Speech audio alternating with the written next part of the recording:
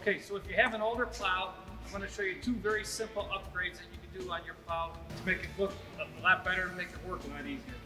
On the bottom here, you look at the scraper blade. So this plow here is about 8 years old.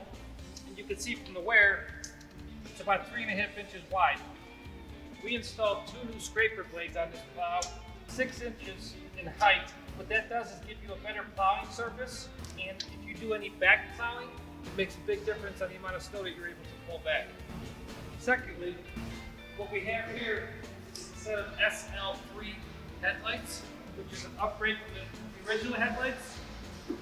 Much sleeker, I would say easily 4 to 5 times brighter than the original headlights.